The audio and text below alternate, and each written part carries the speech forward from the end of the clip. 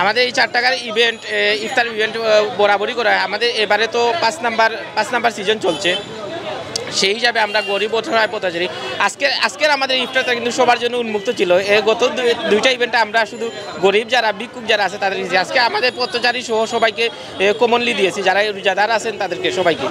Clean city সামাজিক একটা সংগঠন যা মূলত আমরা ক্লিনিং নিয়ে কাজ করি, শহর পরিচ্ছন্ন রাখার জন্য। তো আর পাশাপাশি সামাজিক দায়বদ্ধতা থেকে আমরা শীত বস্ত্র বিতরণ, রমজান মাসে আমরা এটা নিয়ে আমাদের 5 নম্বর প্রজেক্ট। 5 বছর ধরে আমরা প্রতি রমজানেই সপ্তাহে একদিন করে ইফতার বিতরণের চেষ্টা করি।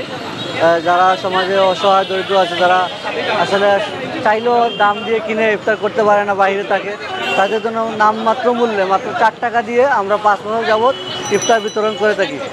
4 টাকার সিজন 5-এর আজকের তৃতীয়তম ইভেন্ট। এটি হচ্ছে আমাদের এই বছরের ইফতারের সর্বশেষ ইভেন্ট।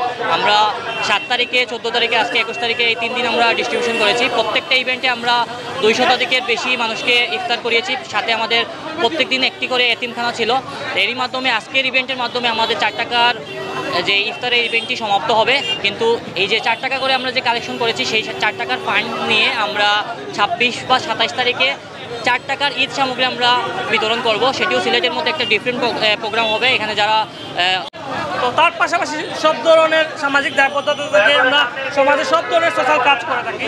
এবং এখানে যে আজকে আমরা 4 টাকা নিচ্ছি, এটা আমরা ঈদের একদিন আগে আমরা চাঁদ রাত যেটা বলে, এই চাঁদ রাতে আমরা এই যে 4 টাকা করে নিচ্ছি, এই 4 টাকা দিয়ে আমরা যে অসহায় এবং যারা পথ শিশু আছে তাদের জন্য আমরা কিছু ঈদ সামগ্রী আমরা কিনবো, তার জন্য এই টাকা।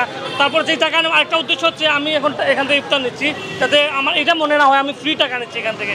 এটা হচ্ছে আমাদের মেইন কারণ। এর জন্য আমরা একটা সামান্য একটা ফি নির্ধারণ করেছি যাতে এটা কারো যাতে সমস্যা না হয়। এটাই ধন্যবাদ।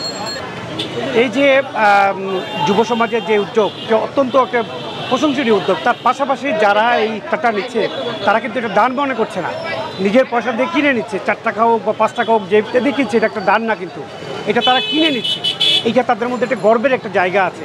এবং সেক্ষেত্রে এই যে আয়োজনটা করেছে, এই আয়োজনটা অত্যন্ত একটি প্রশংসনীয়। এবং আমি শুনেছি এই যে 4 টাকা যে ইফতার, এই ইফতারটা দিয়ে পরবর্তীতে ঈদ সামগ্রী দেওয়া হবে এই যারা আছে সুবিধাবঞ্চিত নাগরিক যারা আছে সিলেটের।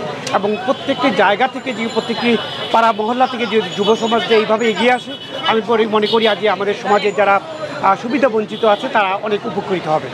এই যে কার্যক্রমের সাথে আমি দীর্ঘদিন থেকে জড়িত, তারা বিভিন্ন সড়ক কিংবা ডোবা নালা পরিষ্কার করে থাকে, এগুলো আমি দেখেছি। আমি তাদের অনেক কর্মসূচিতে আমি অংশগ্রহণ করেছি। এবং তাদের যে এই উদ্যোগ, আমি মনে করি যে প্রত্যেকটি জায়গা যারা আছে, প্রত্যেকটি পাড়া মহল্লা যুব সমাজ আছে, কারণ সিটি কর্পোরেশনের একার পক্ষে প্রত্যেকটি পাড়া মহল্লা, প্রত্যেকটি এলাকা কোনোভাবে পরিষ্কার রাখা সম্ভব নয়। সরকারের পক্ষে সারা বাংলাদেশকে একসাথে পরিষ্কার রাখা সম্ভব নয়। সেক্ষেত্রে যুব সমাজ বা বিভিন্ন জায়গায় যারা তরুণরা আছে তারা যদি এগিয়ে আছে, আমি মনে করি সমাজের অনেক উপকৃত হবে, জনগণ ভালো থাকতে পারবে।